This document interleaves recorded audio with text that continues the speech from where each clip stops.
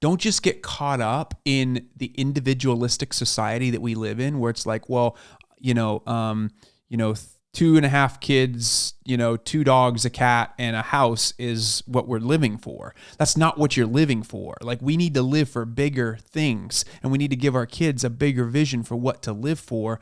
And in order to do that, we have to, in some cases, pull ourselves back and interrupt the cultural narrative and the cultural pressures that are being put on us to survive, so that we can look at our family and go, I want to see you so I can help you thrive. You are listening to the Famous at Home podcast with Dr. Josh and Christy Straub. Because when it's all said and done, we all want to know that we were famous at home. Welcome back to the Famous at Home podcast. Today we are talking about children and emotions, which is one of our favorite topics. Before we do, here's a word from our sponsors. Hey everybody, Josh Straub here with Famous at Home. We want to introduce you to the Famous at Home Starter Bundle. This is something we created just for you. All you have to do is click the button to sign up to receive our workbook, 7 decisions to putting your family center stage. You'll also get a feelings chart handout that you can implement with your kids and with your spouse. And you'll also receive the 100 commonly held values worksheet, so that you can sit down with your family and discuss the values that you want to set as a family that will provide vision for how and you want to lead your family in the direction that you're going to head in. So you get those 3 things right away as soon as you sign up. In addition to that, we will send to you our top podcast episodes on marriage, parenting, and family, the most listened to and the most foundational for developing emotional connection with your loved ones. You'll also receive past newsletters, our exclusive weekly newsletter. You'll be enrolled to receive that on an ongoing basis. These are real-time newsletters of what's happening in our lives and what we're doing and implementing to be famous at home, that we want to give to you, just weekly nuggets to keep us equipped every single week. And then you'll also receive the weekly podcast episodes as well. This starter bundle is all free. We want to give it to you. Just click the link to sign up. Welcome back. This is a very fun episode for us because this is our heartbeat. This is what we love doing. We've built this program called MyKidsEQ and KidsEQ Academy, and we launched our first coaching workshop back in February, early February. And it was an 8-week coaching workshop that we took many people through and absolutely just enjoyed it. I'm currently doing phone calls with some people right now in that cohort of people, and the feedback and the excitement around it is really, really encouraging to us. But we are getting ready to launch another round of this workshop where we will release the curriculum. We coach you as a parent, as a school administrator, a church leader, a therapist, whatever your interest is in helping kids navigate both emotional and spiritual maturity. We would love for you to check it out at MyKidsEQ.com or at famousathome.com/kids. You can find it in the show notes today. But one of the things we wanted to just talk about today, even before we get ready to launch the next round of that workshop, is what is happening. What is the state of mental health with our kids, and how can we encourage and champion our kids today as parents? Because we as parents are the primary stakeholders of our kids. And I think we're the primary disciplers. I think we're the primary stakeholders. I think we are the ones that help navigate who they become. I mean, the very first thing that you talk about when you go to a therapist's office is you talk about what was your childhood like? What was it like growing up with mom and dad? And I think so often, I joked with Christy early on that we need to create a piggy bank, because we know our kids are going to need therapy. So we might as well start. At least one thing we could do is just save some money so that they have, here kids, here's your piggy bank for when you need to talk about mom and dad. But joking aside, like I love what Dr. Kurt Thompson says. He wrote a great book called Soul of Shame, and I love him. But he said there's only one way to not mess up your kids. and you're sitting on the edge of your seat like, oh my gosh, like what is that one way? Like, I want to know that one way.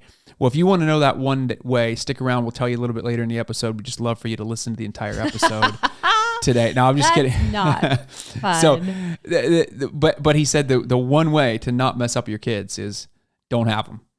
So, we live in a fallen world. We've already crossed that option off the list. Yeah, we've already crossed that option off the list. But yeah, we really want to talk about this because we've had so many conversations lately with just so many wonderful, intentional parents, school administrators, ministry leaders that, minister to kids. And we are all seeing and concerned for the effects of what is happening right now in culture, what's happening with screens, what's happening just with the things that these kids growing up right now are facing, and the effect on their emotional health. And we know that the stats don't look good.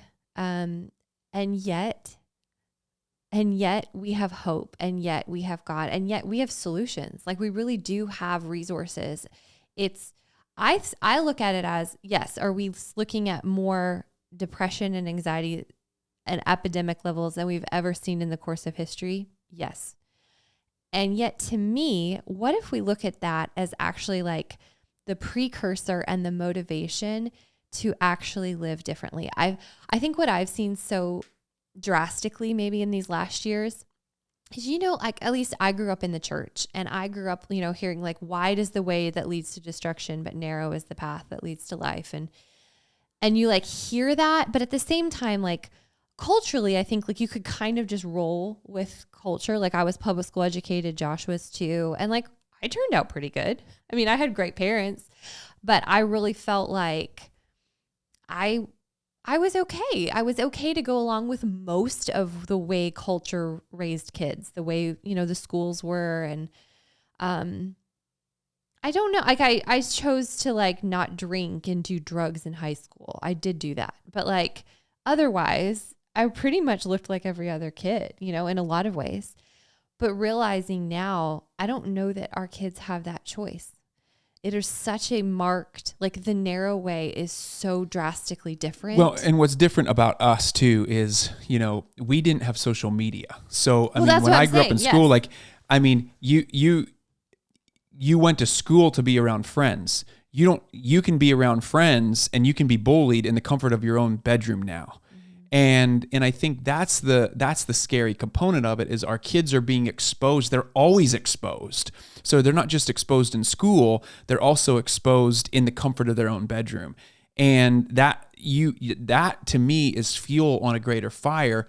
And then for us as parents too, adding to everything you're talking about in terms of screen time and the culture and things like that, is what happens when you simply just have a child who you're struggling with. Mm-hmm. You alone as a parent are going, I want help because my child doesn't know how to label emotion. My child is explosive. My child doesn't have empathy or can't see into another human. And I think there's a component of that that's very important, because that's the felt need. That's the felt need as me as a dad, is when I see something wrong with one of my children, or I see something off in one of my children, forget about all the other cultural stuff. Right. The cultural stuff is fuel to the fire of something that's already going on in the heart of my son or daughter. And I want to make sure that as a parent, I'm entering into their world and I'm doing a really, really good job of making them feel safe, making them feel seen, making them feel valued.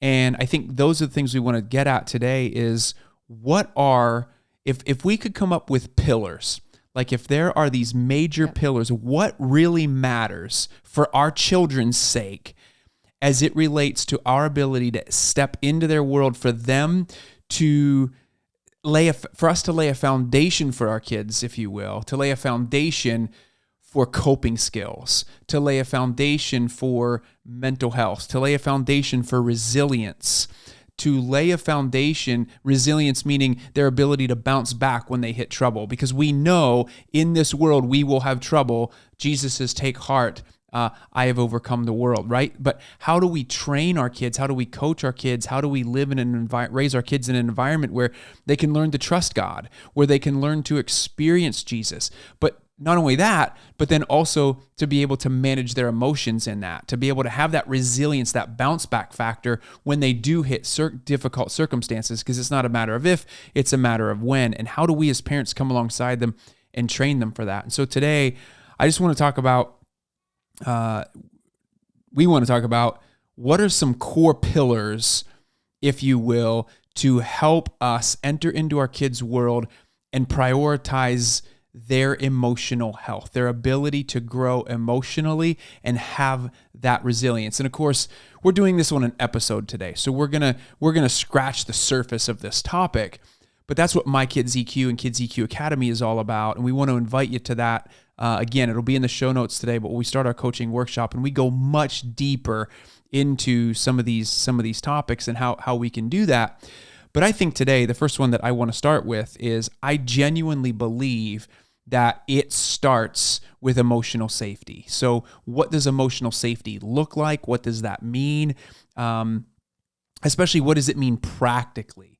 For our kids to feel safe. And the word safe that word has a lot of baggage with it. But I think what the word, if I could break this down into one simple phrase, it's the posture from which we parent, not the techniques, that matters most. So in other words, a technique, I think we get so caught up on techniques in parenting. I got to discipline. What consequences do I do? What discipline strategies do I use? One technique that works today on one child isn't going to work on another child, and one technique that works today on the same child might not work tomorrow on that child, which means techniques come and go. The thing that should never come and go, it doesn't matter whether your kids are 2 or 12 or 22 or 52, is the posture from which we show up with them. And I think that posture really comes down to how well are we entering into their world in a loving way where we see them, And I like to use this phrase, is that it's love minus fear. Perfect love casts out fear. Dan Siegel, top neuroscience researcher, actually says this in his research. In attachment, we want to be open to ourselves and enter our kids' world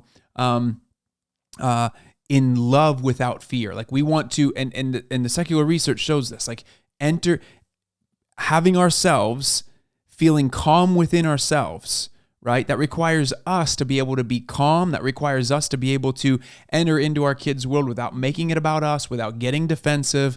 But that means we have to take care of ourselves. But our ability to be able to be emotionally safe for our kids and enter into their world, enter into their hearts, to go, buddy, what is happening? Or sweetie, something feels off. Do you want to talk about it? Without trying to fix it, without trying to lecture it, but just to simply be there and listen. And I think safety, like that is the name of the game, right? Like safety is what we are trying to cultivate. And yet I don't think sometimes we even know how to, like you just said, like, it's love minus fear. Like that's the equation we've put on it because it's almost hard to define it in another way. But I would say, when it feels unsafe. It's almost easier to identify what it's not. And so we get to sit with a lot of adults now, parents of kids and, husbands and wives. And we hear the stories of what happened when they were a child, when they felt unsafe and they grew up in an environment that didn't feel safe. And so that felt like punishment, that felt like rejection, that felt like dismissing them or minimizing their emotions. Or it felt like it just wasn't warmth. Like a secure attachment is that I'm able to extend my arms towards you and you to me, right? Where it's like when I need you, I reach for you. When you need me, you reach for me.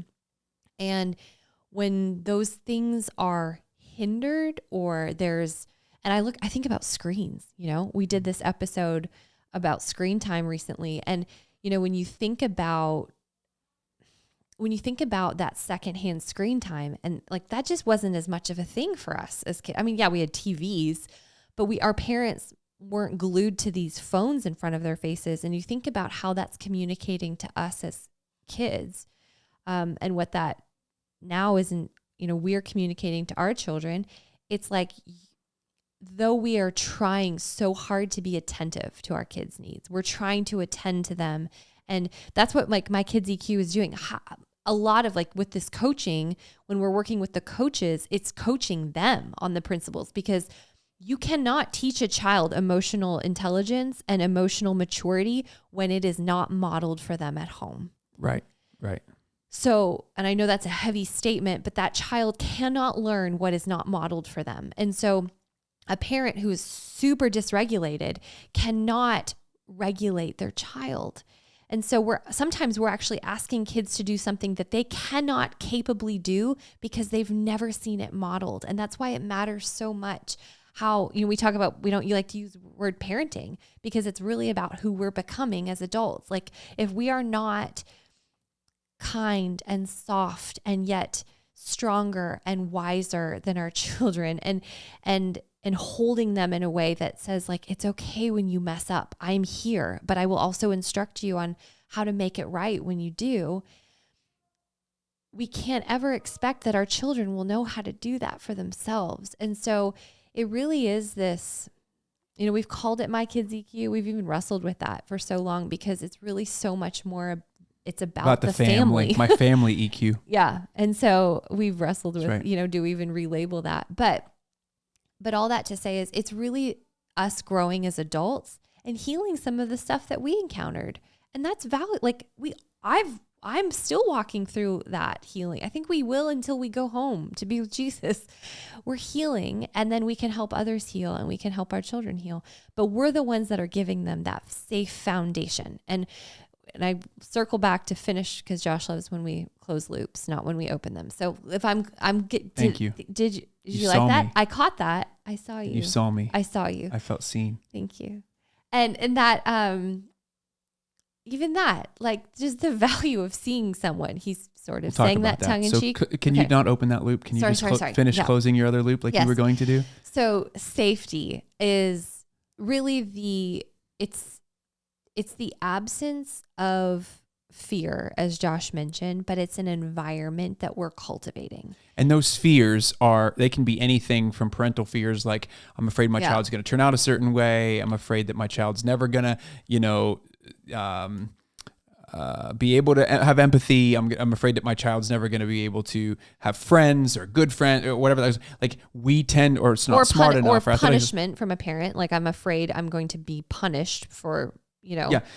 But all these parental fears, which get in the way. Can I add, like very start of this podcast, we talked about the landscape right now of mental health for children. That is that is a great fear that parents are carrying, that like, I am terrified for my child because of the world that they're growing up in. And like, let's just pause to have some compassion right there, because that is real. And that's why so badly we want to equip families with MyKidsEQ and KidsEQ Academy, because these are the tools that we all need so that we're not walking in fear, that we have full confidence that the Lord has a wonderful future for us and our children. And let me say this too. I think this was not going to be a pillar. I'm making it a pillar because I think it is a pillar right this second. Right. I was going to go out of something else that Christy was saying, that our pillar kind of flowed, but I'm going to interrupt that pillar and use this one, is that I genuinely believe as families, as parents, perfect love casts out fear, right? The Bible says that we were not given a spirit of fear, but of love, power, and a sound mind. Yeah. So fear, it's talked about all over the place. Do not be anxious about what? Nothing, right? Do not worry about tomorrow. Today has enough trouble of its own. But seek ye first the kingdom of God, Matthew 6, and his righteousness, and all these things will be added unto you.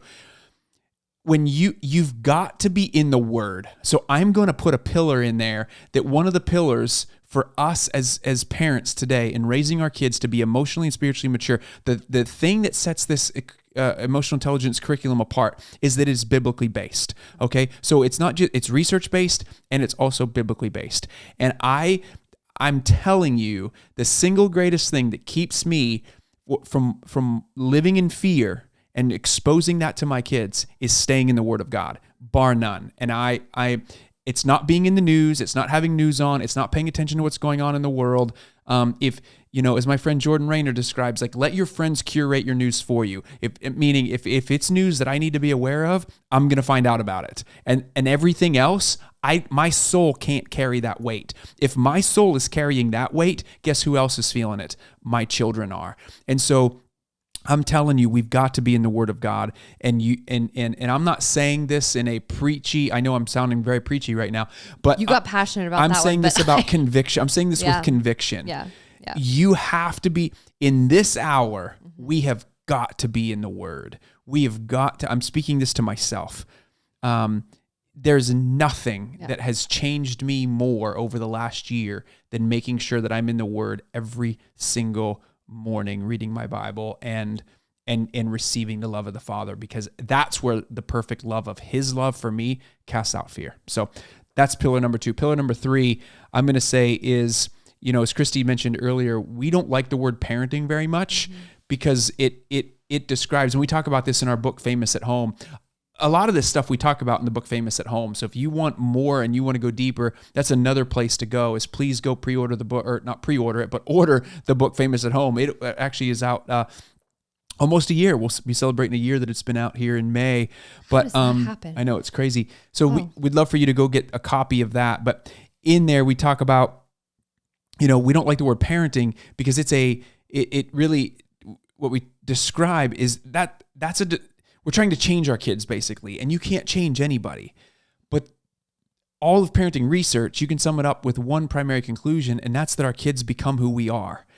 And so I would say the word becoming is a better word for this than parenting. And so my third pillar that I want to describe today is, what is it that you need to do as a parent to make sure that you're showing up as the best version of you for your kids? So how are you showing up for the best version of you for your kids, so that you're not, as Christy was saying earlier, flipping your lid, as you are not, like, for me, that's working out. Like, I get up first thing in the morning and I work out. If I don't work out, I'm a different human than when I do. And I show up differently with my family when I get to work out and spend time. So thank you.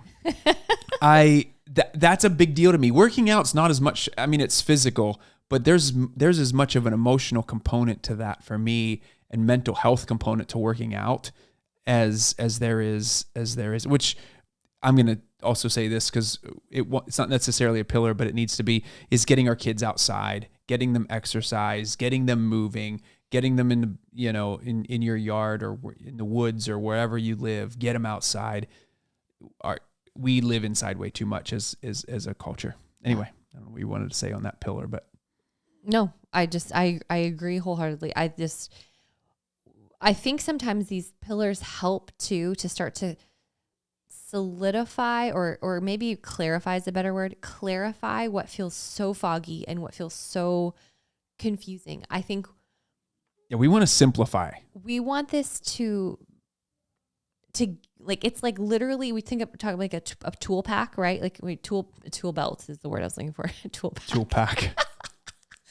I really am a craftsman, if you can't tell, but a tool belt that like a carpenter wears, that we actually like putting tools in your hands. And that's the same language we use with the kids, is like, you are learning tools. You will use them for your entire life. But most of us were never taught these tools as children. And these are the tools that we want to also give you, so that when we look at the world and it looks like it's burning and on fire and things are not looking good, we can have hope beyond hope, and we can have victory. We can have confidence that we don't have to be in fear for our children. We don't have to be in fear that we're going to lose them, or we're going to lose their mental health, is going to go the way of their friends. It actually isn't. And I think that they will be the bright lights when it talks about like the city on a hill.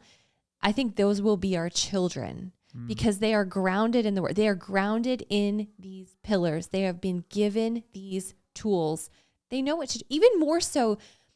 And I go back to what I said in the beginning. I know it looks bleak culturally, but I think this is when we've always seen revival. This is when we've always seen the church rise up. And it's like, this is what we're putting into action, what we've believed all along. But I think it was easier for us to coast as kids. It was easier for our parents That's a good point. to coast as well. They didn't have to be quite so on, and they didn't know either to give us these tools. They didn't know how to regulate themselves. So how would they have known to give us those tools? We know now. We know because we live in a really sick world that we've had to help a lot of people that have really struggled. And because of that, we've gleaned all the right tools to use in order to do so. And I want to close this with this last pillar, because you brought it up, and I'll just swing it back around to close. But yeah, and there's so much more to come with this. We're going to be talking about this on the podcast. Obviously, the workshop is coming up. Please take a look at the website link there so that you can go get more information about that to sign up for the next workshop. Hey everybody, Josh Drop here with Famous at Home. I want to introduce you to something if you haven't already seen it. This is our new book, Famous at Home, 7 Decisions to Putting Your Family Center Stage in a World Competing for Your Time, Attention, and Identity. When a couple or a family comes to us and says, hey, Josh, we have a question. What do we do next? We always point to this book. This is our coaching playbook. This is the play-by-play strategies that we use to help families to be famous at home. And so if you have not picked up this book yet, we highly encourage you to get a copy. You can see a link in the show notes. You can click a link right here in the video, and we would love for you to be able to get a copy of this in your hands. If you want to go deeper than the podcast episodes, this is the way to do that. It's our way of walking alongside your family to help you be famous at home. But the last pillar that I have, so the first one was emotional safety. The second one was get in the Word. The third one is, we had 3, but I made 4. Look at that in our time together. Go figure. And then the third one was focus on who you're becoming. The fourth one is and this is one, it kind of goes along with what we talked about last week on screens, but I don't even know how to describe it. It's being seen. But it's not that you are being seen, it's that you are seeing your kids. So it's like, we as a family, how are we as a family? How do my kids feel seen? How does Christy feel seen? And then how do I see, as a father, as a husband, as I see my kids, as I see Christy, as I see myself and I see my own soul, how do I see us as a family unit and what God is calling us to? And this seeing piece is so much bigger, because it's not just do our kids feel seen. That's huge. We have to make sure that our kids feel seen. That's the pillar. But when our kids feel seen, we give them purpose greater than themselves. And kids need a purpose greater than themselves. They need meaning. Where we go awry is when we don't, without vision, people perish. And so how do we give our kids purpose and vision? It's by helping them feel seen. And so I genuinely believe for each of us, that always goes back to us as parents. Who are we becoming as adults, so that we can sit with our kids and that we can see them not in fear, but we can see them and we can ask them questions and we can really encourage them in the way that God is leading them to go. Proverbs 22:6, lead them in the way they should go, not the way we want them to go as parents. But how do we see them? Helping them feel seen. That means we pay attention to the projects they're doing in school. That means we pay attention to, we talk about schooling one child 1 year at a time. And, whether you public school, homeschool, private school, hybrid model, co-op, whatever that looks like for you, what do your kids need? Mm-hmm. Don't just get caught up in the individualistic society that we live in, where it's like, 2.5 kids, 2 dogs, a cat, and a house is what we're living for. That's not what you're living for. Like, we need to live for bigger things, and we need to give our kids a bigger vision for what to live for.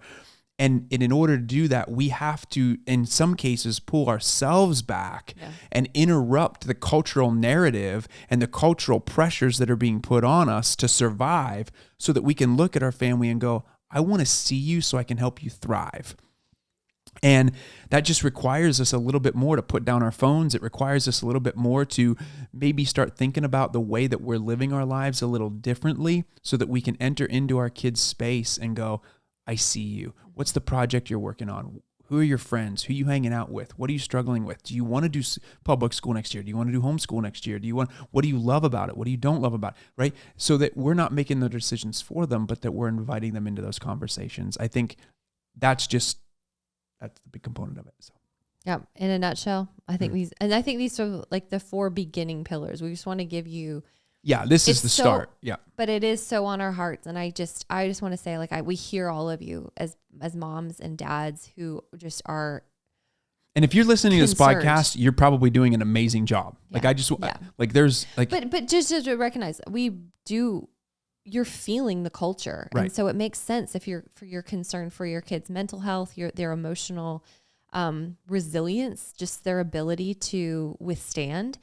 And that totally makes sense. And also, like, you're in the right spot. I think we all are in the right spot, not just in history, but also as a community. You were called to this hour. You were called for this. And so the Lord will equip you. And I pray that, the tools that we've, with MyKidsEQ and KidsEQ Academy, that they're get to be a part of family stories, because I know this next generation matters. So I want to leave you with this real quickly. If you have any questions or topics that you want us to talk about related to this, please go to famousathome.com/podcast. Scroll down to the bottom of the page, put in the topic, and let us know what you want us to talk about. We will talk about any questions you have. We'll do some Q&A here on the podcast. And until next week, keep in mind that the greatest red carpet you will walk is through your front door. Keep being famous at home. We love you.